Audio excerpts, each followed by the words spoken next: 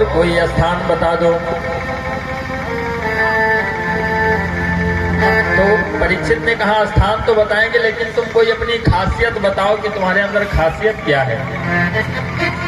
तो कलयुग ने कहा कि हमारे अंदर खासियत ये है कि जो अगले युग में हजारों जन्म तक तपस्या करने से फल नहीं मिलता था, वो हमारे कलयुग में नाम लेने से मिल जाएगा।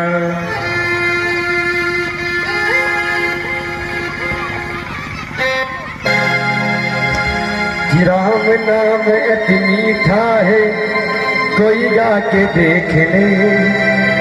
आ जाते हैं राम, कोई बुला के देख ले। राम नाम अति मीठा है, कोई गा के देख ले। आ जाते हैं राम, कोई बुला के देख ले।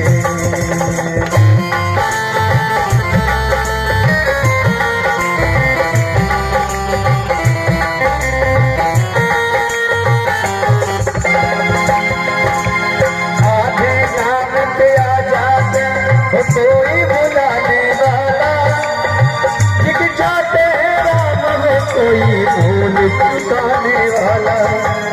आधे नाम पे आ जाते कोई बुलाने वाला, दिख जाते हैं राम हो कोई भूल चुकाने वाला। ओ राम नाम अति मीठा है, कोई गा के देख ले। हम लोग भी गाइए साथ में, हमारी माताएं बहनें अपने हाथों को खोलें और गाएं। ओ राम नाम अति मीठा है, कोई गा के देख ले। आ जाते हैं राम को गा के देख ले।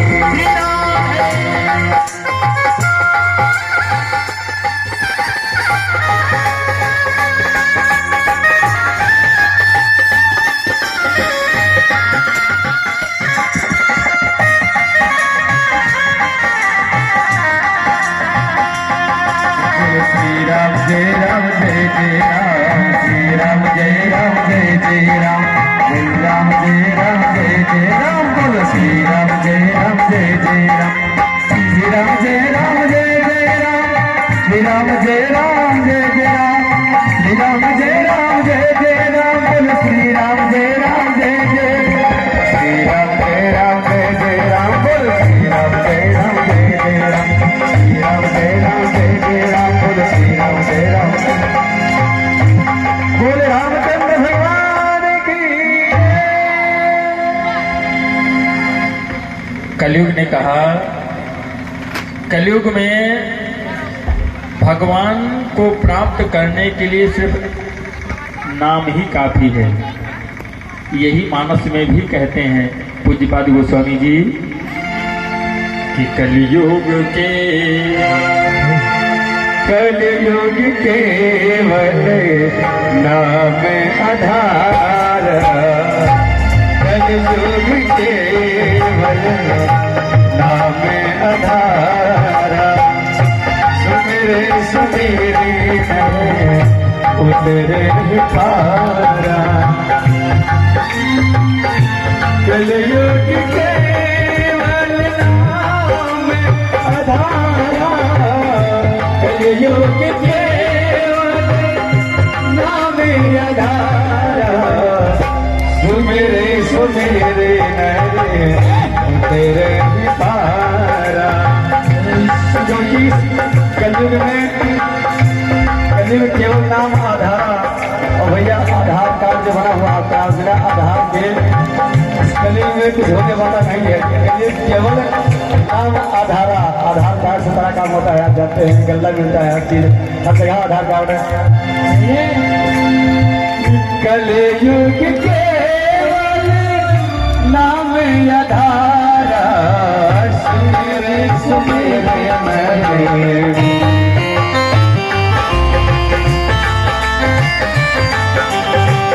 उतरे पारा।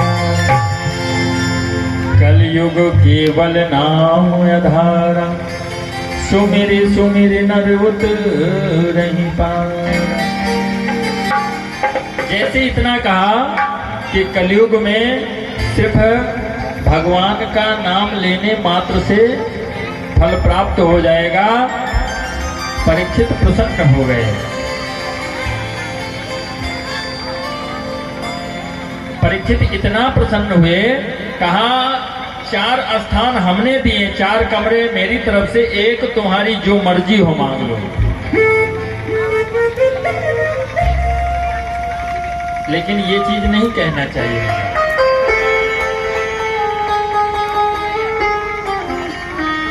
महाराज दशरथ ने भी यही कहा था कैकेयी से कि वरदान में तुम्हारी जो मर्जी हो मांग लो। तो फूल जैसा बेटा वनवास को चला गया और वरदान देने के बाद में दशरथ जी को मरना पड़ा। परीक्षित ने कह दिया कि जो मांगना हो तुम मांग लो। तो उसने कहा मुझे सोने में स्थान दे दीजिए। कहा जाओ।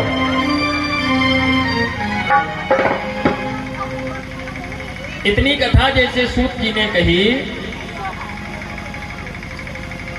ऋषि वृंद कहते हैं कि ये बताइए कि सोने में तो भगवान का वास होता है और उसमें कलयुग रहेगा। कहा नहीं। परीक्षित ने कहा जो अधर्म का कमाया हुआ धन है, जो सोना अधर्म करके अर्जित किया गया है, उस सोने में वास करो। अब चाहे जो सोते हैं उसमें समझ लीजिए कलयुग रहता है सोने में, इसीलिए आलस से जब आ जाता तो आंखें जल्दी खुलती नहीं है हमारा। फिर कहते भैया कुछ मिले ना मिले लेकिन हमका सोने से बढ़िया कुछ नहीं लगता है। ये सोना और दूसरा सोना जो पहनते हैं लोग वो भी सोना है। कनक कनक ते 100 गुनी मात कथा जे खाए बोराई चले जे पाए। एक कनक का अर्थ होता है धतूरा और एक कनक का अर्थ है सोना। धतूरा खा लेने पर व्यक्ति पागल हो जाता और सोना ज्यादा हो जाता तो पागल हो जाता। सोने में वास दे दिया। अब जो ब्लैक मनी है वो कहाँ जाती बताइए? हाँ, सरकार के खजाने में। और उस टाइम सरकार किसकी है? परीक्षित की। मोदी जी ने ब्लैक मनी कहा जब पैसा बंद कर देंगे ब्लैक मनी इकट्ठा होगी कहाँ, तो वो सब नोट कुछ तो गंगा जी में चली गई और बाकी जो ब्लैक मनी निकली वो खजाने में पहुंच गई, राज खजाने में, राजकोष में जमा हो गई। उस टाइम महाराज परीक्षित हैं चक्रवर्ती सम्राट, तो इसलिए जितना कुछ ब्लैक मनी सब उन्हीं के वहां पर है। कलयुग चला गया और महाराज के खजाने में ही वास करने लगा। एक दिन क्या हुआ, अब देखिए वरदान इन्होंने दिया तो अब इन्हीं के ऊपर बीतने वाला है।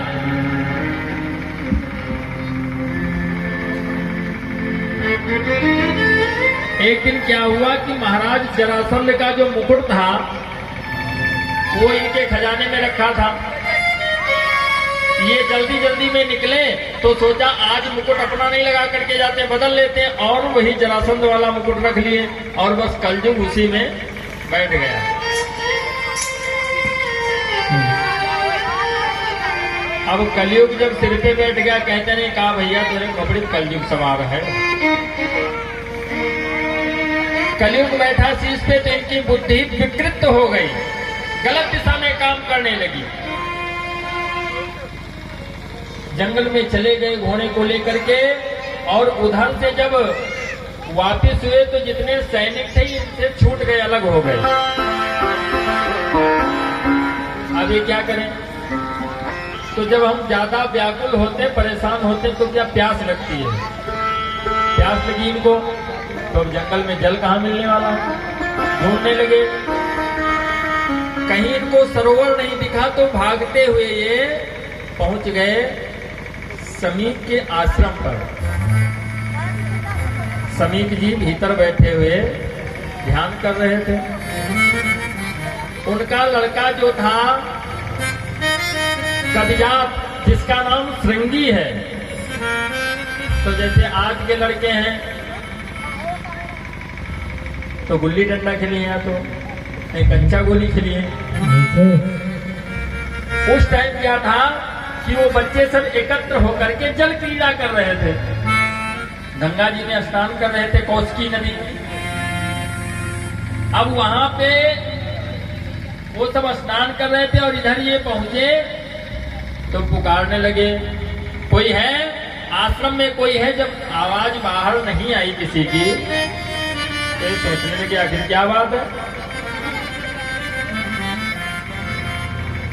धीरे से पर्दे को हटाया तो देखा कि संत जी ध्यान अवस्था में बैठे हुए, लेकिन अब इनके सिर पे कलयुग बैठा है। तो ये नहीं सोच रहे ध्यान में, कहते देखो कितना पाखंडी साधु है। एक राजा दरवाजे पे खड़ा हुआ जल मांग रहा है, याचना कर रहा है, और ये पाखंडी साधु उठ नहीं रहा है। बार बार कहते हैं कि मुनिवर ध्यान दो, ध्यान दो, ध्यान दे दो, मुनिवर ध्यान दो, ध्यान दो, ध्यान दो।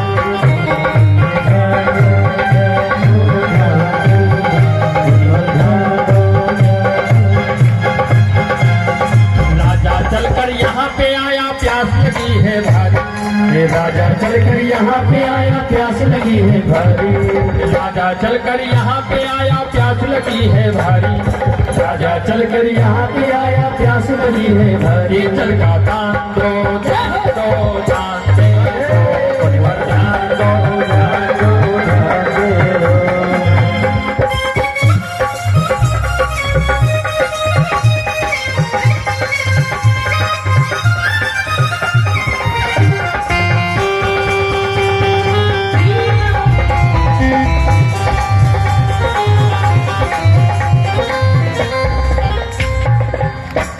कहते मुनिवर ध्यान दो। तो ये क्या किए, मारे गुस्से के बाहर घूमने लगे इधर उधर। अब अगर कलयुग ना बैठा होता तो जैसे हमें प्यास लगी है, हम किसी के यहाँ पे पहुंचे तो पानी अगर मांगने से नहीं मिल रहा तो नल पे चले जाएंगे। तो परीक्षित को क्या करना चाहिए, जल खोजना चाहिए। प्यास लगी, पानी पीने की व्यवस्था सोचनी चाहिए कि कहीं घड़ा रखा होगा, जल होगा, वहां चले जाए। लेकिन अब इनके हृदय से प्यास वाली बात चली गई। अब इनके मन में बात आ गई कितना ढोंगी साधु है, ये नहीं समझते। कहते पहले के संत लोग ऐसे थे कि ध्यान लगा दें, करोड़ों वर्षों तक ध्यान चलता रहे। भागवत में ही है, चमन ऋषि की कथा है। उनके शरीर में दीमक ने पूरा उनके शरीर को ढक दिया था, इतनी घोर साधना थी। ऐसा ध्यान होता। आपको एक छोटी सी कथा सुनाते हैं। 500 वर्ष पहले की, लगभग 500 वर्ष पहले की बात है। निधिवन की एक घटना है। निधिवन में स्वामी हरिदास जी रहते थे, जिन्होंने कन्हैया की मूर्ति को प्रकट किया था तपस्या करके। स्वामी हरिदास जी बैठे हुए थे, ध्यान कर रहे थे, और ध्यान में बैठे और बढ़िया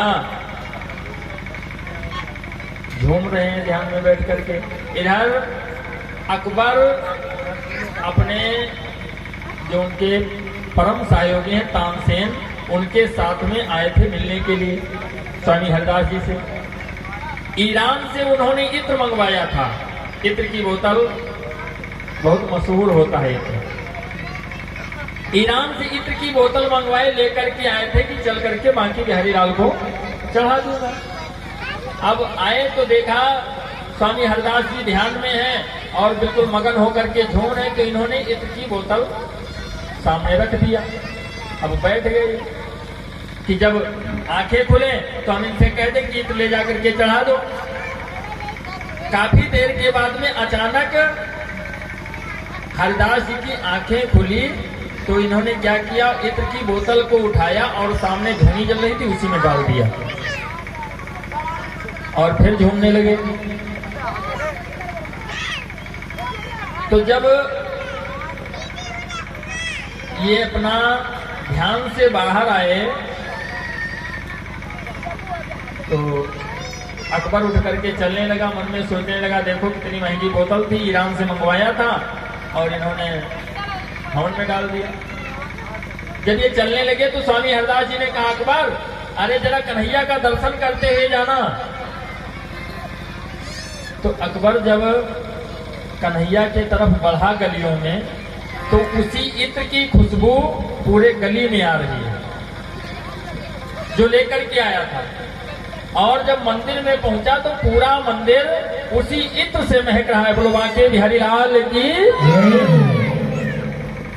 अकबर चौंक गया कि इत्र तो धूनी में डाल दिया था, मंदिर यहां महक रहा, बात क्या है। वापिस आया, कहा स्वामी जी एक बात बताइए, मैंने ईरान से इत्र की बोतल मंगवाया था, आपने उसको हवन में डाल दिया धोनी में अपने, और मंदिर महक रहा है। तो हरदास जी ने कहा, ये बताओ जब तुम आए थे तो हम क्या कर रहे थे। कहा आप झूम रहे थे बैठे हुए। कहा उसके बाद, कहा आपकी आंखें खुली, आपने इत्र डाल दिया। तो कहा जब हम ध्यान कर रहे थे, झूम रहे थे, उस टाइम हमारे ध्यान में राधा और कृष्ण दोनों होली खेल रहे थे। वो दिव्य छवि की दर्शन हमें अंतर आत्मा में हो रही थी, हम भी वहीं पे थे। उसके बाद में क्या हुआ कि कन्हैया ने अपने पिचकारी से रंग डाला राधे के ऊपर। अब राधा जी के पास में रंग नहीं है, मटकी उठा करके देखा तो खाली है। राधा जी ने जल्दी में कहा, ललिता जरा मेरी मटकी लेकर के आना, दूसरी मटकी दे। तो हरिदास जी को ललिता का अवतार मानते थे स्वामी हरदास को। तो हरदास जी ने कहा, जैसे राधा जी ने मटकी मांगी तो हमने फटाक से वही इत्र की बोतल उठा करके उनके मटकी में डाल दिया, और वो मटकी से भर करके पिचकारी में कन्हैया के ऊपर डाल दिया। इसी से पूरा मंदिर महक गया। बोलो बांके बिहारी लाल की। ये ध्यान होता है। परीक्षित ने कुछ सोचा विचारा नहीं, इधर उधर देखे तो एक सूखा सर्प पड़ा था। सर्प मर गया था, कई दिनों से क्यारी में पड़ा हुआ था। उसको अपने धनुष से उठाया और ला करके समीर के गले में लपेट दिया। लपेट करके चले आए। जब मुकुट उतार करके रखा तो इनकी बुद्धि संतुलित हुई। सोचने लगे कि हमने तो बहुत गलत कर दिया, हमें तो जिस टाइम हमने ऐसा किया था उसी टाइम हमको मर जाना चाहिए था, ये बहुत गलत हुआ। इधर कुछ लड़के बाद में आए समीर के आश्रम में श्रृंगी को बुलाने के लिए। सोचा था वीणा खेलने गए होंगे, तो कहा पुकारा भैया श्रृंगी, अब वो है नहीं। पर्दा खोल करके देखा तो समीर जी के गले में मृतक सर्प का पंजर पड़ा हुआ है। लड़के सब भागते हुए पहुंचे, श्रृंगी से कहा भैया भैया, कहा क्या बात है। कहा तुम्हारे पिता के गले में किसी ने मृतक सर्प का पंजर डाल करके उनका अपमान किया है। तो अब लड़के तो लड़के, जिधर देखो उधर लड़के हैं, जिधर देखो उधर लड़के। लड़कों का यही काम ही होता है, हाथ में चल लिया तत्काल, बिना कुछ सोचे विचारे। उसने भी नहीं सोचा कि हमें क्या करना चाहिए, ध्यान किया काहे तो महाराज परीक्षित हैं, तत्काल हाथ में जल लिया। इत लंघित मर्यादा तक्षका सप्तमे हनि। कहा आज के 7वें दिन जीवित सर्प तक्षक जा करके परीक्षित को डस लेगा और उनकी मृत्यु हो जाएगी। बोलो श्रीमद् भागवत महापुराण की जय। श्राप दे दिया। एक ब्राह्मण के बालक ने श्राप दिया, जो श्राप अकाट्य है, मिटने वाला नहीं है। वापिस लौट करके आया, देखा समीर जी को पकड़ करके रोने लगा। समीप ने कहा बेटा क्या बात है? कहा आपके गले में किसी ने मटक सर्प का पंजर डाला। समीप जी ने कहा जब जीवित सर्प हमारा कुछ नहीं कर सकता है तो मटक सर्प से हमें क्या भय है? कहा नहीं, मैंने श्राप दे दिया है। कौन सा श्राप दिया? आज के 7वें दिन जीवित तक्षक जाकर के उसको डस लेगा और मृत्यु हो जाएगी। समीप जी को पता लगा कि इन्होंने परीक्षित को श्राप दे दिया तो बच्चे के ऊपर बिगड़ने लगे, लेकिन अब बिगड़ने से कुछ होने वाला महाराज नहीं है, क्योंकि श्राप जो है वो अकाट्य है, कोई काट नहीं सकता, मरना पड़ेगा। 7वें दिन तक्षक डसेगा, मृत्यु होगी। समीप जी भागते हुए पहुंचे। तत्काल परीक्षित ने इनको सिंहासन पे बिठाया, पैरों को धोने लगे, कहा कुछ मत करिए, अपने लिए व्यवस्था करिए। क्यों? क्योंकि मेरे लड़के ने आपको श्राप दे दिया कि आज के 7वें दिन तक्षक डसेगा और आपकी मृत्यु हो जाएगी।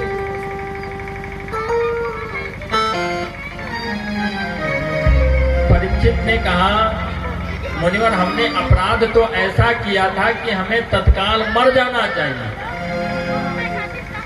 संत का अपमान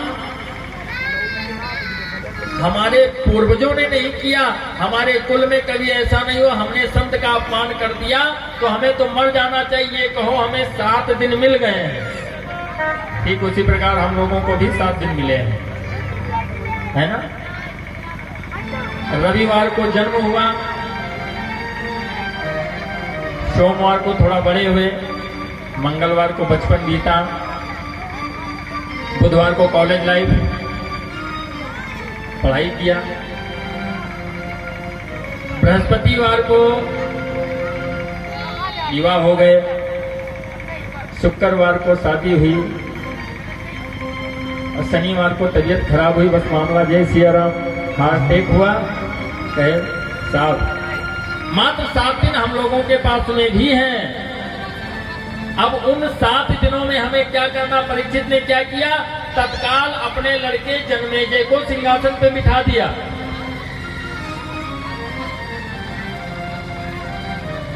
लड़के को सिंहासन पे बिठाया, एक कुश की चटाई लेकर के गंगा के तट पे पहुंच गए। अब देवी पुराण के अंतर्गत यही कथा है, लेकिन उसमें बताएं कि 7 खंड का शीशे का महल बनाया गया और 7वें मंजिल पे वो बैठ करके कथा सुन रहे हैं। इसलिए हम बता रहे थे कि लोगों के मन में भ्रम आ जाता है कभी कभी कि उसमें तो ये बात है, लेकिन जो जैसा लिखा गया वैसे आपको सुना रहे हैं।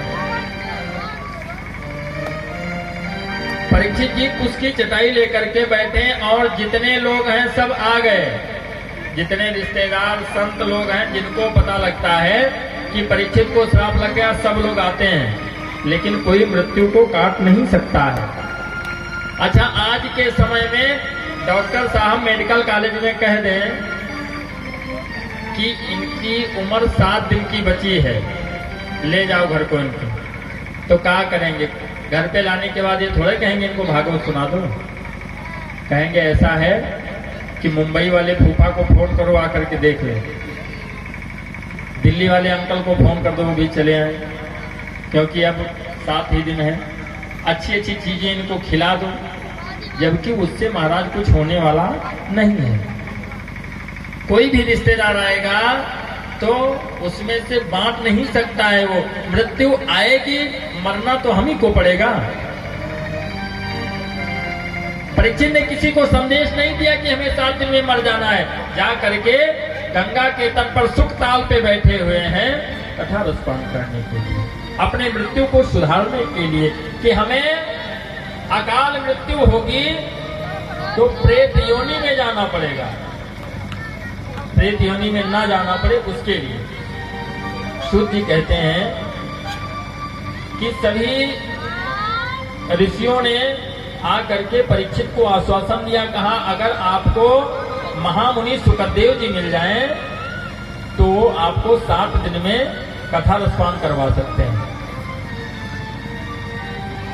इतनी कथा सुन करके ऋषियों ने कहा ये बताइए मुनिवर, ये सुखदेव जी किसके पुत्र हैं? कहा यार ये व्यास जी के पुत्र हैं।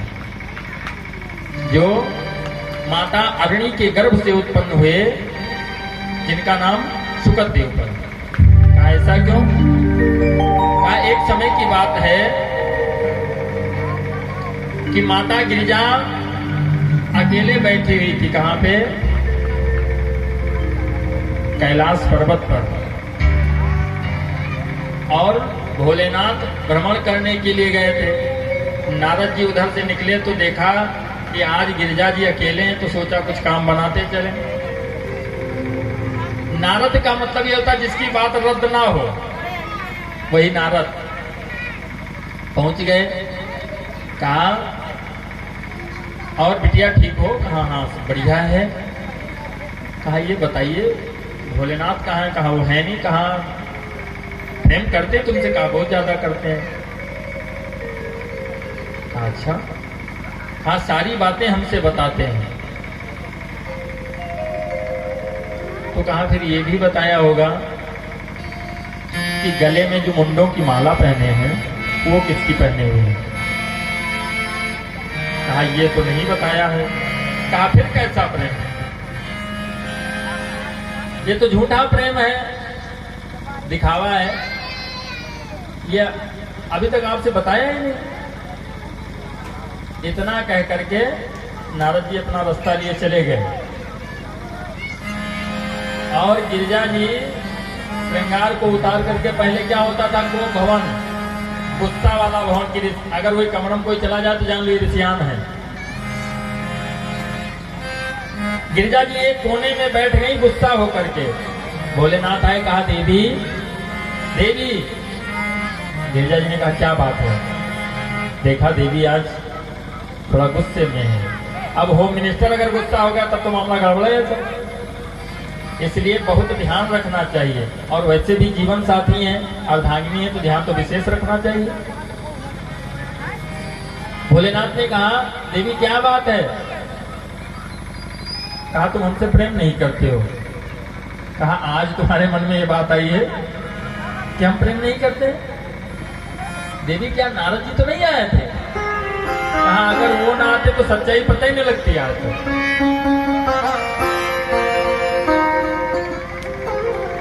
कहा क्या हुआ? कहा अगर हमसे प्रेम करते हो तो आज तक ये क्यों नहीं बताया कि ये जो मुंडों की माला पहने हो ये किसकी है? शंकर जी ने कहा बस इतनी छोटी सी बात। कहा ये छोटी नहीं बहुत बड़ी बात है। इतना समय व्यतीत हो गया विवाह हुए और इस भेद को तुमने गुप्त रखा, कैसे पति हो? हस्बैंड को अपनी वाइफ से सच बोलना चाहिए और आप तो छुपा रहे हो राज। भोलेनाथ ने कहा ये जो हम पहने हुए हैं ये आपके सिर की माला है, आपकी खोपड़ी है। जैसे इतना कहा तब तो गिरिजा जी की और क्रोध आया। भोलेनाथ ने कहा देखो जितनी बार आपका जन्म होता है हम आपसे विवाह करते हैं और मरने के बाद में वो खोपड़ी लेकर के इसमें पहन लेते हैं ताकि याद रहे कितनी बार आपसे शादी किया हमने। अब कितना प्रेम है बताओ कि आपके मरने के बाद में, मरने के बाद तो पति पत्नी को छोड़ देता, हम तो मरने के बाद नहीं माला लटकाए घूम रहे तब भी करते कि झूठा प्रेम है। गिरिजा ने कहा एक बात मैं आपसे पूछना चाहती हूँ। क्या? आप अमर हैं मैं मर जाती। अरे आप अमर हैं मैं मर जाती और लेती जन्म दोबारा। जन्म जन्म का साथ है हमारा तुम्हारा, हमारा तुम्हारा। जन्म जन्म का साथ है हमारा तुम्हारा।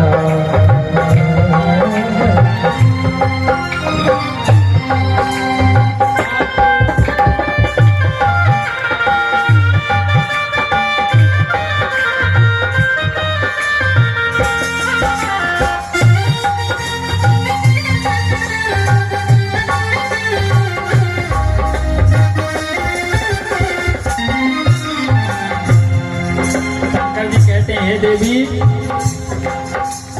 जब जब जन्मों गौरा मैं तुमसे प्यार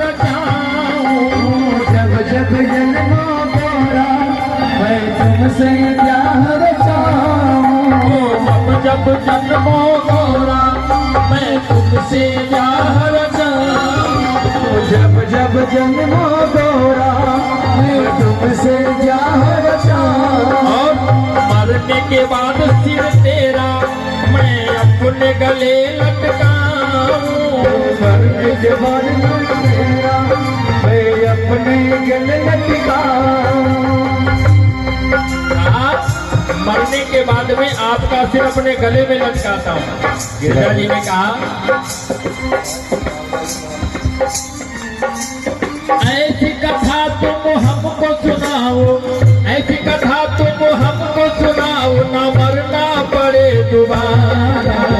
जन्म जन्म का साथ है हमारा तुम्हारा, तुम्हारा हमारा। ऐसे सुनाओ कथा न मरना पड़े दोबारा। जन्म जन्म का साथ है तुम्हारा हमारा, तुम्हारा हमारा।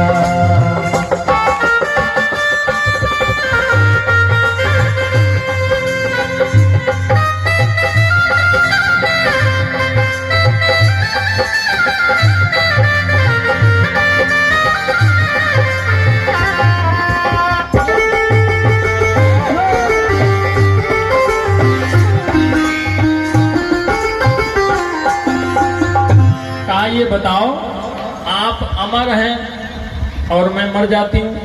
भाई ऐसा आपने कौन सा पदार्थ खा रखा है कि आप नहीं मरते हो? कहा हमने अमर कथा सुन रखी, तो कहा वो अमर कथा हमको भी सुनाओ। भाई जो पति की प्रॉपर्टी उस पर पत्नी का हक होता है, बाद में बच्चों का हक है, पहले तो पत्नी का है। तो मुझे भी अमर कथा सुनाओ। जिद करने लगी। भोलेनाथ ने कहा आप नहीं सुन सकती हो। कहा कैसे नहीं सुन सकती हो?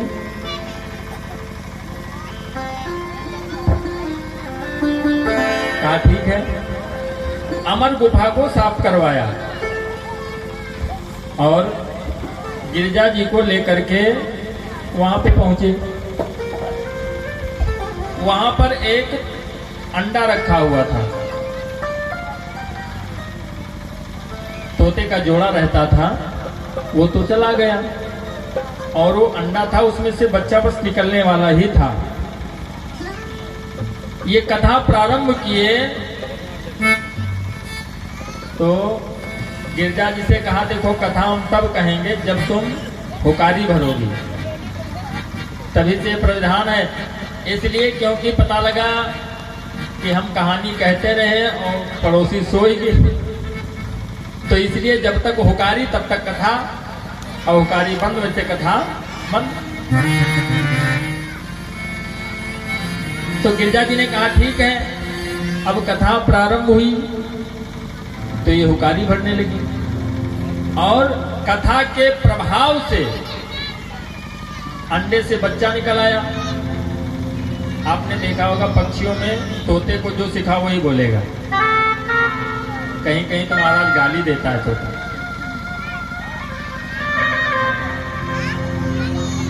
अब ये बोल रही थी, हुकारी भर रही थी, तो उसने भी उन्हीं के तरीके से वो भी हुकारी भरने लगा। आधी कथा हुई और ये सो गई। अब वो पक्षी वो कहां सोए, हुकारी भरता रहा। जब कथा संपन्न हुई तो भोलेनाथ ने कहा गिरजा कथा सुना, तो बगले देखा तो गिरजा तो खर्राटा बजा रही है। भोलेनाथ ने कहा ऐसा लग रहा कि ये तो देर से सो रही, तो हुकारी कौन भर रहा था? जब दृष्टि डाला तो देखा वो तोते का बच्चा, वो तत्काल निकल करके वहां से महाराज भगा, और जैसे भगा वो भोलेनाथ त्रिशूल लेकर के पीछे चल पड़े।